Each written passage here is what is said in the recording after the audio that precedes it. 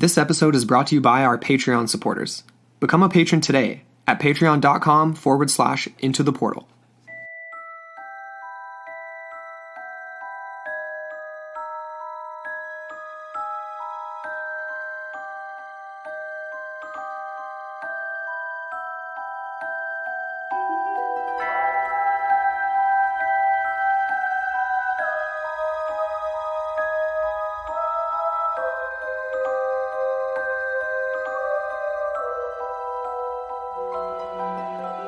Hello, and welcome back into the portal. I'm Amber Ray. And I'm Andrew McKay. And welcome back to another installment of Film Friday here on ITP. Mm-hmm. And this week we are discussing a film that, quite frankly, is one of the strangest so far. The strangest so far, in my opinion. Takes the cake, really. Takes the cake so far, yeah.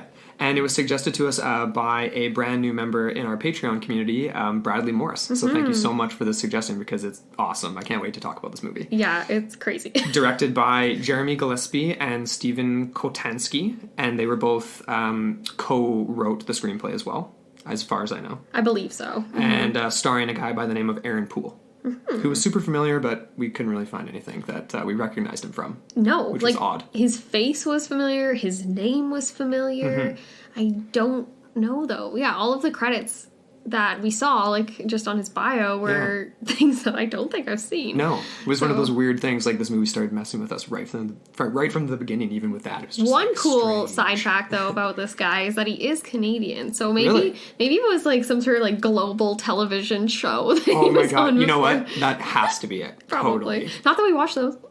Well, we watch the ads for them sometimes and roll our eyes, but maybe he was a guest character on Murdoch Mysteries or something. Oh! I wonder. Actually, that or something might, that we actually watch, you know what I mean? Totally. Anyways. So, yeah, I mean, for all of you listening, go watch the movie before you listen to this, as usual, right? Lots of spoilers, and if you have watched it, the reason we're choosing it is pretty obvious. This is a movie that is just a massive... It's a mind bender right from the beginning. Just look at the cover, right? You look at the cover, it's this crazy triangle of light with tentacles coming out of it and a cloaked figure just before it all. Yeah. Pretty cool. Definitely. I was instantly grabbed as soon as I saw that. I was like, hey, this fits with the themes of the show, I think. Definitely does. I mean, obviously, we're super attracted to anything occult, and then you toss that dash of, weird sci-fi paranormal on top of it, and it's just, awesome. It doesn't get any better. The tentacles are so Lovecraftian, and it honestly kind of reminded me of the Nameless Horror of Berkeley Square. That one picture especially, the one from Cryptopia, I believe we sourced it from. Yeah. It's so creepy, man. Definitely. So cool. There's a few other comparisons, too, to other, sci-fi horror films as well that we'll make throughout this, but do you want to run through the plot line? Well, yeah, for all of you listening who haven't actually checked out the film yet, just give you a brief plot description here. So essentially what we're dealing with is a rural police officer who is our main character, played by Aaron Poole. His name is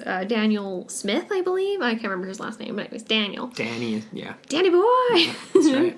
And he's pretty awesome. Yeah, he he's has a some sweet great character. lines. Very likable right from the beginning, I'll say. Yeah. Anyways, he finds a bloodied man on the side of the highway. It's a kind of a slow night on the shift, and he is basically just chilling out and randomly comes upon this. Mm-hmm. And essentially transports him to what I would call a desolate hospital. It almost seems like it's in the process of being shut down, but it's kind of vague, right? It's almost as if they're packing up everything, right? All the files, everything, all the supplies. And so essentially it's just a skeleton crew for staff. And he brings this guy, this prisoner, essentially. He doesn't even know what's wrong with him. He's incredibly bloody. And, essentially all hell breaks loose after he arrives at the hospital. And they quickly realize they've sort of been trapped by these strange cult-like hooded figures with triangles over their face area. Yeah. And it essentially turns into sort of a gateway to hell. And they just sort of descend further and further into this pit of despair and just grossness. You're hitting on a million talking points with that, right? It's just so juicy. It's so juicy. It really is. Like you said, these weird cult figures, basically dressed like the KKK, but with these weird black triangle things. Sort of similar because they're white, but they don't have the pointed hats. No point. Just but just the same face, just the eyes. eye holes and like Very just true. very ominous looking figures for sure. Yeah, I don't think they were really going for the KKK look. No. It was more Just so cult. Exactly, and it was a way to accentuate the triangle symbology that's on their face. Definitely. Which we'll get into because I thought that was very interesting. There's a lot of different connotations and insinuations you can draw from that. One of the things I really like, though, and normally this kind of annoys me, is the fact that it was kind of vague. They don't give any specificities as far as the cult they belong to, the god they're worshipping, all this kind of stuff. It's really vague. Yeah, it's not the same. Yeah, right. And I guess it's just because of the pace of the film. Like, we were talking about this the other day, like how I was kind of disappointed in that too, a little bit. Like, it is vague, but you don't have a chance in the narrative to like get those details because it's kind of like a Dawn of the Dead situation where it's just like bing, bang, boom. Now you're trapped in a hospital and you got to survive. You know what I mean? Yeah, very Dawn of the Dead. Right? Yeah. Which was kind of unfortunate, but also very exciting because it worked that way for action. And it's interesting because, like, in the first little bit of the film, I wasn't sure if we were going to be dealing with exclusively, like, a cult sort of thing, or if there was going to be some sort of supernatural element. I was waiting for the tentacles, because you see those on the cover, right? Right. And then as soon as you get those, like, that, to me, was, like, solidified the fact that obviously we're dealing with something that is of otherworldly means or something that these people are tapping into. Right. But it's very vague, right? Like, they're literally just, like, very strangely stoic and still for the most part until the one guy rushes Daniel, the police officer. And then it's just kind of like he obviously gets stabbed. He gets stabbed a lot. He gets stabbed in the neck. He gets stabbed in the back. What else happens to him? He definitely is pretty tough throughout the whole... Yeah, he's like almost gets his head chopped off by the guy with the fire axe that breaks in and is definitely not friendly with them at the beginning there. You know, let's backtrack. Is it cool if I backtrack to the beginning? So, like, something that I kind of realized thinking about this movie after the fact that I didn't pick up on initially. So, the very beginning of the film, you get this weird scene before Daniel's on the side of the road and picks up this, like, what he thinks is just, like, a tweaker that stumbled out of the woods, like, that has a head injury, basically, right? He thinks whatever has happened to this guy. I don't know. But there's this weird scene before where you're given a little hint of... that's the only real hint of the cult that you're given at the very beginning, where the two guys that end up coming into the hospital are, like, burning this chick and chasing after this tweaker guy that Daniel finds. And it's still very confusing and you're not really sure. But, like, the one thing I didn't realize right off the bat, and I picked it up later, was Daniel calls into dispatch, but all the hospitals are, like, too far away or too busy or something like that, right? And the only one that he can get into is the Mars County General that's being closed up. Like we said, skeleton crew, packing it up, really bizarre. Why would you send him there? And of course, we find out right off the bat that his ex-wife works at this hospital. Probably the reason why he doesn't want to go there right off the bat, right? But he is talking to somebody on the dispatch and he says, call ahead and tell them I'm coming because they only have a skeleton crew. So call ahead. And he gets there and nobody called them. And I didn't pick up on that. He was like, nobody told you? And they weren't prepared for him at all. And I'm like, who's on the other end of that dispatch line? That's interesting. That's a really good point. And that kind of brings into play what I would call the Shyamalan twist of this film. There was a lot of twists, though. And this isn't really a Shyamalan twist because it's not right at the end. It's more so like in the first third of the movie, and that's when we are introduced to the main villain character, right? Which no one suspects, right? Like, I didn't suspect that for a moment. I just thought he was going to be dead. Yeah, just another victim, right? So quick, can we recap quick just so everyone understands? Yeah, exactly. Yeah, that's what I was going to do. Okay, cool. So essentially we get Daniel entering the hospital. Like you said, no one's prepared for him. They try and deal with it as best they can, obviously. And then we get the introduction of these two other characters, right? Which in the IMDb character list, they're just called the father and the son. Which it kind of comes into play with the whole triangle thing, which I'll get into in a little bit here. But anyways, interesting. But anyways, yeah, so their characters come into the hospital, kind of chaos ensues with that. But before all that even happens, we get Nurse Bev. Right. So Nurse Bev ends up having what looks to be a psychotic breakdown. Ends up taking her own face off and basically mutilating one of the hospital patients beyond recognition. That was a disturbing scene. That was really disturbing. That was, again, a moment of body horror that viewer discretion is advised. But she says something interesting. She says, "It's not me. It's not my face." Right. And then she goes after Daniel, the police officer, so she ends up shooting her. So we get that happen. And then he has this weird moment where he goes into the bathroom and he's basically, like, he starts vomiting. He's going through, some sort of, like, trauma himself and shock. And then he has this moment where he looks in the mirror and you get that sort of, like, almost similar to what a bomb sounds like when, like that ringing sound. And he, like, looks and it's, like, very, like, it's almost like a dislocation of himself. Like, he, like, is looking, but he's not seeing himself, maybe. It was almost like he was being shook, like a vibration, and your vision is, like, blurred. Exactly. And then he passes out. Yeah. And then when he wakes up, he's kind of thrown into another sort of, like, his ex-wife is over top of him, and the doctor's looking at him, and then this whole chaotic thing ensues with the father and the son breaking into the hospital, which is bizarre, right? How did they know where to find them? Well, I guess they were just they must have followed the tweaker dude to the edge of the woods and seen a cop car driving away and thinking he must be going to a hospital. Another thing we hear all throughout the film is that sort of, like, deep, bellowing, sort of, like, calling is kind of what it comes across as if it's drawing more and more of the cult figures towards the hospital. So maybe it's the same force compelling the father and the son towards the same. And not to mention there was some sort of strange vortex-y thing happening in the sky above that seemed to be turning into sort of a triangle-like shape. So maybe that was kind of directing them too. It's almost like the Star of David, but a much darker version.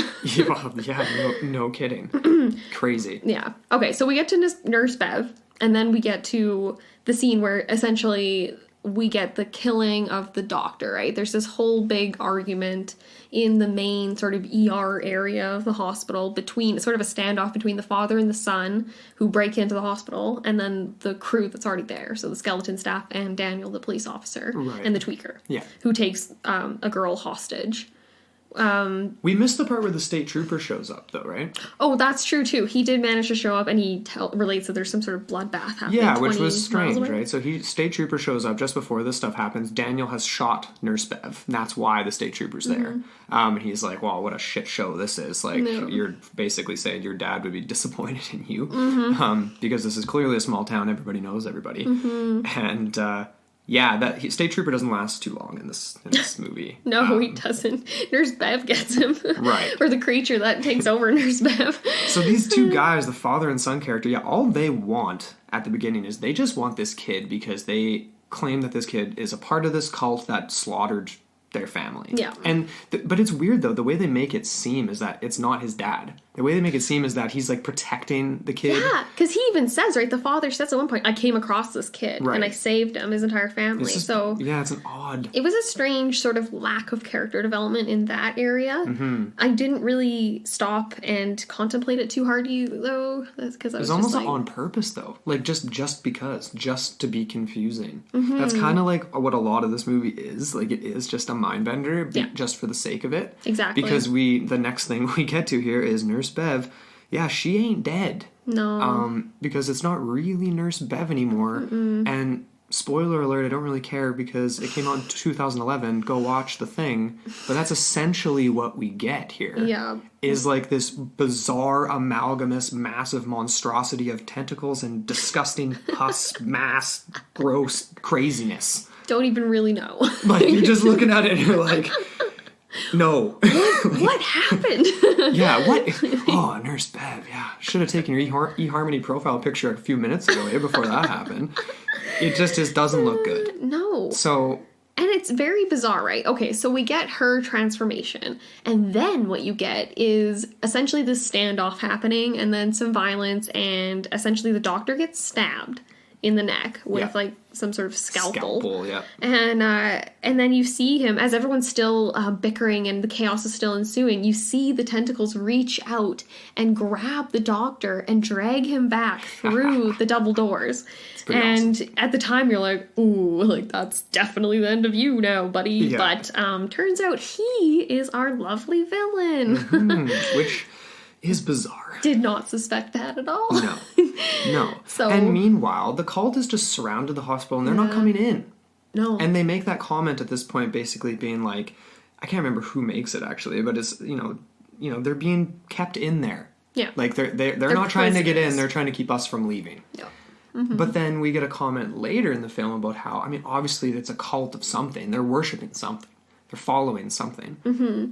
Why aren't they wanting to be down in there, a part of it? I don't know. Why aren't they? Like, why are they? It's not, like, the people trapped in the hospital aren't made to look like sacrifices at the beginning, and it kind of turns into that. It kind of turns into that throughout the film where the doctor's, like, using them as sacrifices, but the cult isn't, like, taking them as sacrifices. No. Yet they're quarantining them in the hospital. Yeah. It's kind of this odd. That is actually a very weird sort of juxtaposition, because you're exactly right. They don't actually go after anyone in particular except for Allison, the ex-wife of the police officer. She's kind of singled out as like the mother, is how she's described. Right. And then you get the pregnant chick.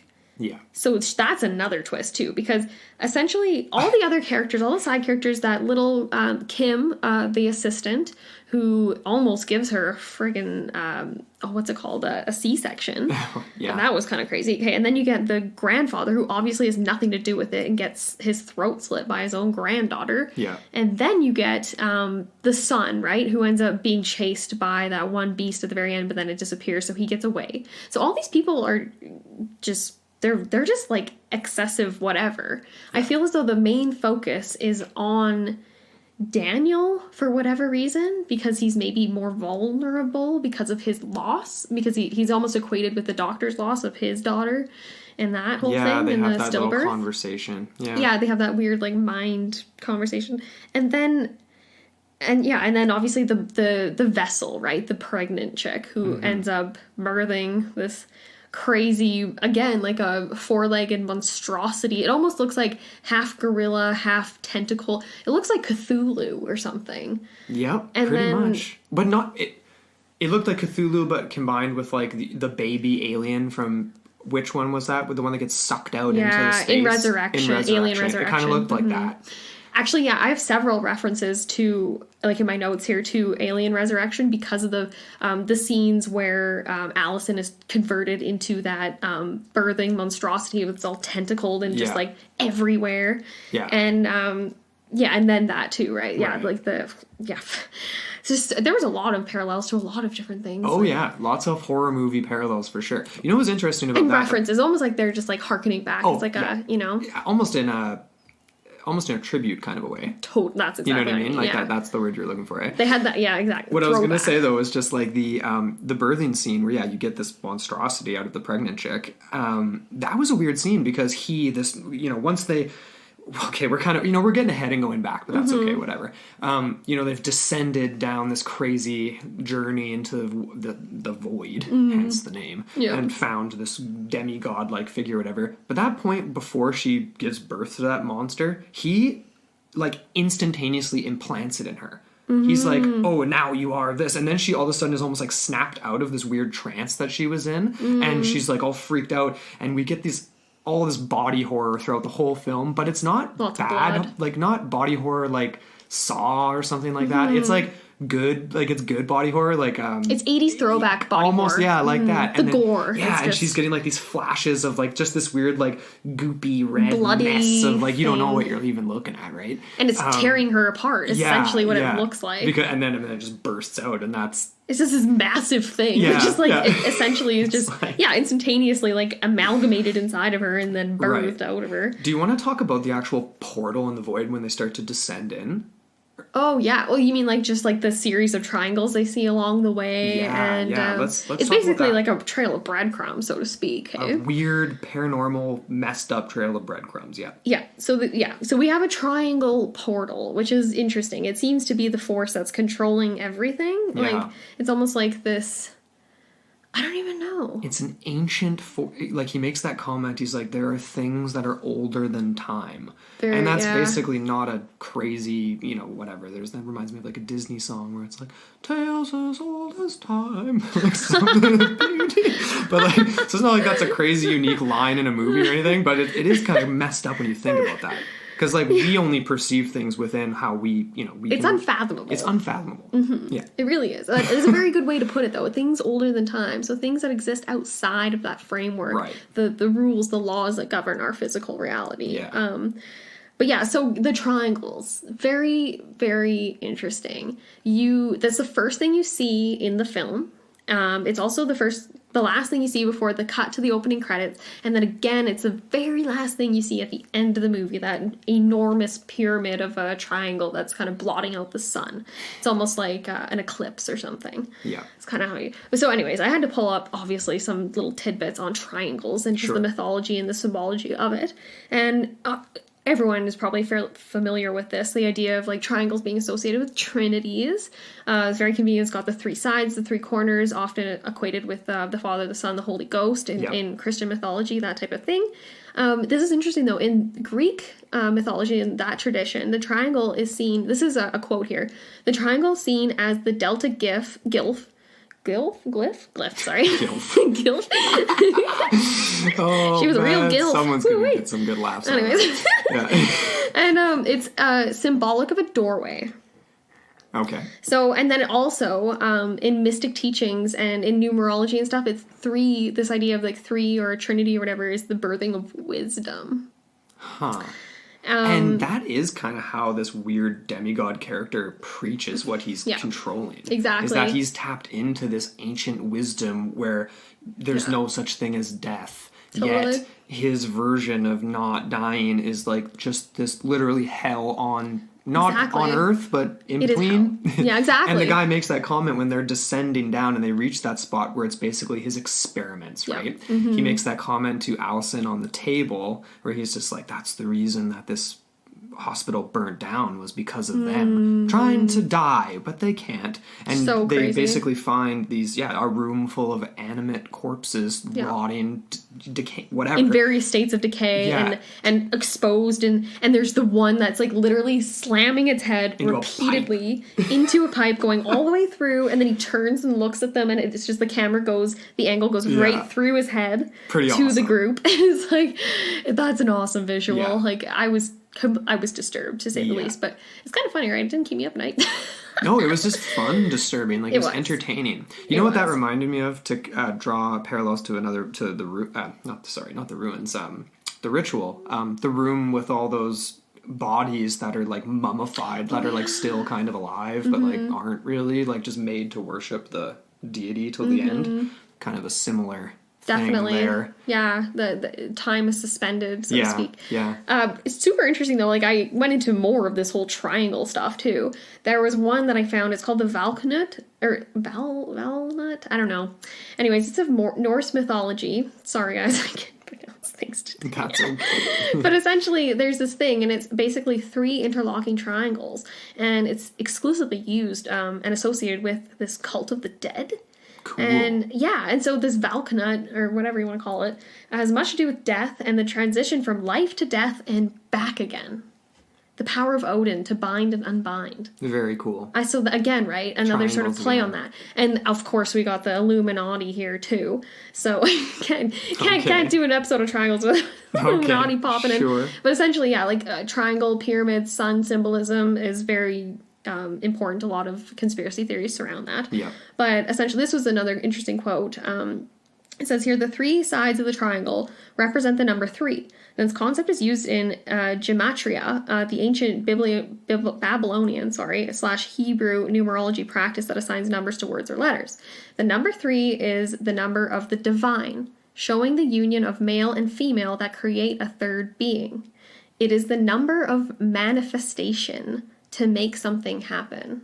So that's what that guy's trying to do, right? Yeah. Like, he is trying to manifest his daughter back from the dead.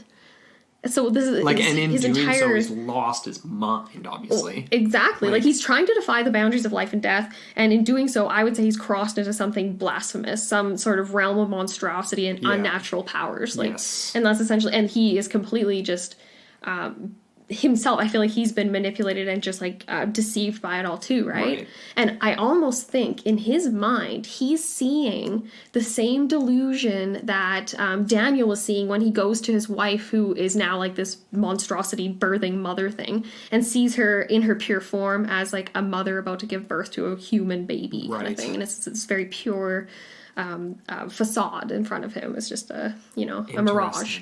So maybe that's what he's seeing, right? Maybe he's just as deceived and convinced. Maybe. Who knows? I don't know. A cool thought. I like that a lot. Yeah. You know what I really want to tie this to? And this is what it reminded me of our Underworld of Giza episode, and just a lot of the duat and this idea of the underworld and things like that. Because the monsters of the underworld. Absolutely. And the key and a key point about that, the monsters, is that with the duat and the pathway to the underworld, people were given like essentially like a book of the book of the dead, right? You were given a series of things you had to be able to know how to do, tasks and things that you needed to be good at to like get through. It's like a handbook. And a handbook, right? And I feel like in this case, it's a journey, right? That's the point of it, right? You need to be able to know the steps along the journey. We're given a journey in this movie of essentially a symbolic, descent into hell, so to speak. Although it's not really hell, because it's not matching up with like whatever modern religious conceptions of hell or whatever. But like maybe that's kind of what this is, right? Like the doctor essentially would be like a person traveling the duat without the book, and you end up like this because you don't know how to get through these nasty powers and weird stuff. That's interesting. And you don't know how to harness this stuff properly, and you end up being consumed by these evil forces. Because we are given this journey, right? And it's very similar to that. Exactly. So I feel as though Daniel he's going through those same things, and just the doctor himself, right? He makes that comment. He says, it's interesting what pathways open up when you look for them. Yes. I don't know if that's the exact quote, but it was something along those lines. And so that, to me, again, speaks to that. This journey into the depths. It was interesting what you can find when you go looking. Yeah, that's what he said. Something along that line, right? Yeah. And then, of course, to tie it into all that, the idea of the duat in ancient Egyptian mythology as well is, the obvious thing, the triangles. Yeah. And the idea, the symbolism of the pyramids. Exactly. And, and the fact that they are quite possibly way more important and powerful for different reasons than we usually think, right? Totally. So going back to that then, so the portal is this triangle, right? This light-infused triangle that's very dynamic, I would say. Yeah. So essentially what we get is a one last push on the part of Daniel to kind of like, I don't want to say like man up, but essentially like kind of that, where he's like trying to be like, I can do this, I can create this closure, and I can maybe in a sense make my dad proud, because there's that whole sort of sideline whatever narrative.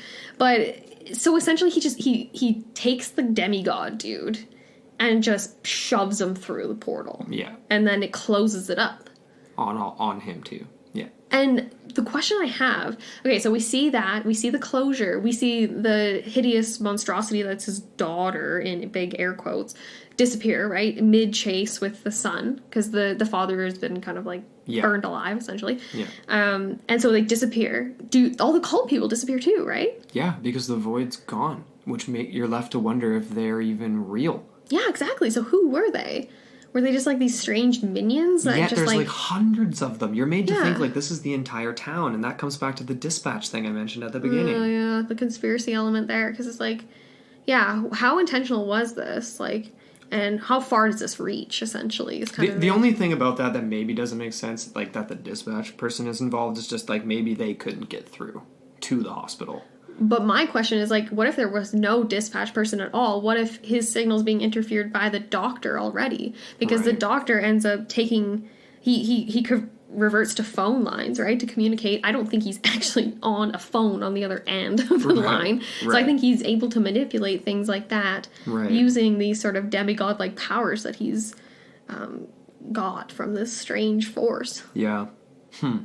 Strange. Very strange. So then we get this whole image at the very end where Daniel essentially closes the portal thing. Him and his wife are seen together in good health, mind you, right? Like she's not perfectly fine. In the back anymore. Exactly. He's totally fine. And they're just left like in this dream-like desolate realm where there's just it's just like blowing sands and just a series of pyramids. Like tons of pyramids behind them, and then the big one blotting out. It's like literally like Mount Fuji, and but just this massive pyramid. It is just that. Yeah. What is up with that? I don't. I like it though. Like it's like a total eclipse, right? Like it's what it kind of looks like. I love it though. Like I love that it makes me wonder. It doesn't give me all the answers. Yeah. But it is satisfying. But you are left to wonder. It's like, so are they just left to wander for all of eternity in this weird purgatory dreamlike state of essentially like the almost like the upside down of Stranger Things, except desert instead of snow? Yeah, no floating fluffs of things in the air. It's just wind. That's a terrifying thought. And what happened to the dude?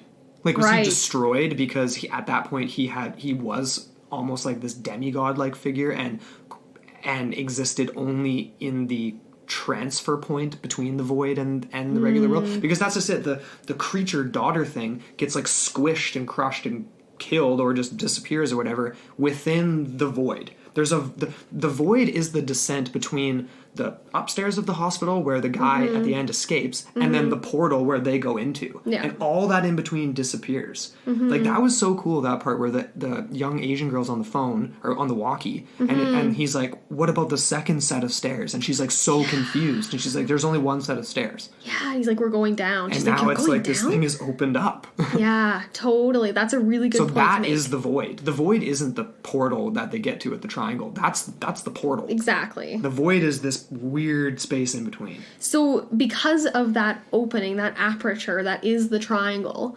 is exactly that. So it's almost like this medium realm in between, right? On each side of this portal. That's really cool, actually, because I totally, that kind of escaped me. And that's why those things can't die. Because they're just existing in that space in between, right? Totally. And it is totally playing on, like, the ideas of purgatory, I guess. Definitely playing on that, for sure. The Living Dead, all of that, right? Definitely. Kind of reminded me of The Walking Dead, like those scenes in the darkness and the yellow lighting.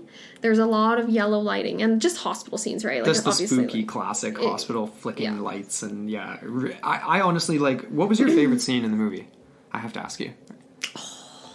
I had your favorite part, I guess, favorite moment.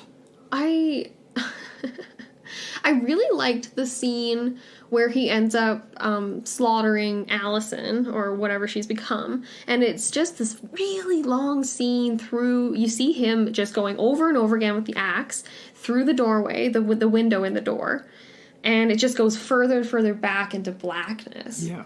That is a cool scene. And you keep getting the little splatter, a little bit more splatter each thrust on the window as it fades back. And it feels like there's a distinct lack of sound, too. It's a very quiet moment, and it's very effective in that way. I really like that. It's hard for me to choose an actual favorite.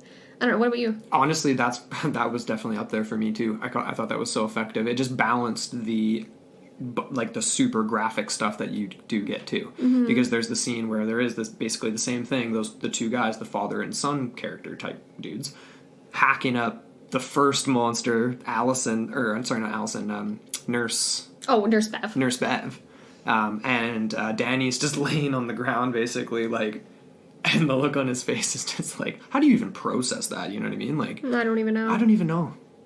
I don't know. It's hard to, Yeah, one question I have before we wrap this up, what are your thoughts on the idea of the father and the son and their efforts to destroy the two tweakers? Like, were they just convinced that they were part of the cult, or were they convinced that they were actually monsters already themselves? Or, like, what was the point? Because they just douse her with gasoline after shooting her, and she seems to be just a victim in all of this, in my opinion. So it's just bizarre to me to think... That's a good question. That they felt they had to do this, and they came to the hospital specifically to get the dude, the tweaker dude. Yeah. So that, to me, was kind of a little bit confusing. It was almost like they didn't even really know what they were doing. They were just, like... the only thing they could do at that point. That's why it had that Dawn of the Dead vibe. Where it was almost like there's nothing left to do except for seek revenge against this guy. Like, end of the world type scenario where they're just they don't even quite know what they're getting. They don't know what they're getting into either. They have no idea. Oh, and then they end up going through the descent with Danny too, and kind of figuring it out along the way. I don't even know. I think it was just revenge. I think it was just straight revenge, and the kid probably didn't want it. You know what I mean? He didn't seem like he wanted to, but of course he couldn't talk the whole film, which is another interesting thing, having a main character that doesn't speak the entire movie. Yeah. Because his vocal cords had been messed up. Was that it? Yeah, by the people that killed his family. Oh, right. So he can't speak. So that was kind of unique too. Overall, I really liked it. Yeah. I thought it was a really great movie. I would definitely recommend it. I would too. Yeah, I thought it was very effective. Like we said, there's tons of throwbacks. Another quick throwback that I had here. Once Dr. Richard Powell, the main demigod, whatever guy, he peels off his skin. Like there's a very like elongated scene where you see him over the sink, and there's like, you know, you can tell he's doing something weird. And then it ends up he has basically peeled off his face. And once he's actually fully revealed, though, as this sort of, like, grotesque, like, gargoyle-like black monster type thing, he very much reminded me of the monster from Jeepers Creepers. I thought that was definitely a throwback a little bit to that. Like, not very much so in the way that he was, like, super bat-like, but there was a lot of reminiscent, like, similarities. Super angular cheekbones, and, totally, where it's, like, it's gaunt, but it also looks strong. Yeah.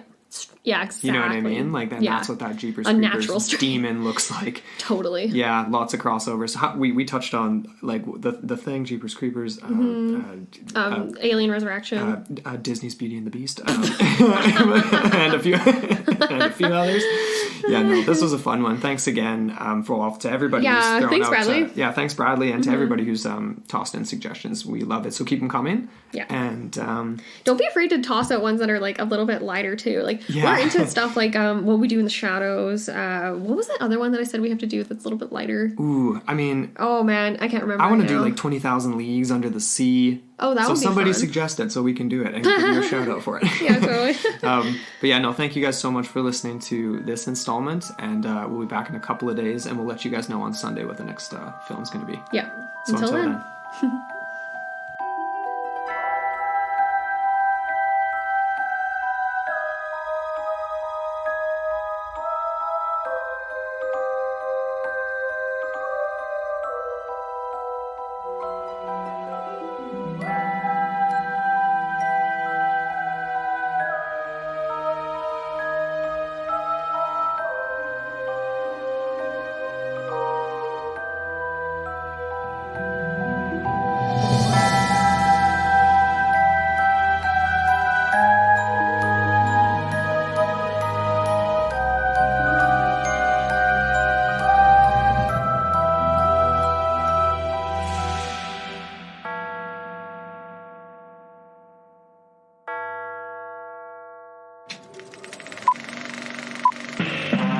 This was a podcast from the Podfix Network. You can check out more shows like it at podfixnetwork.com.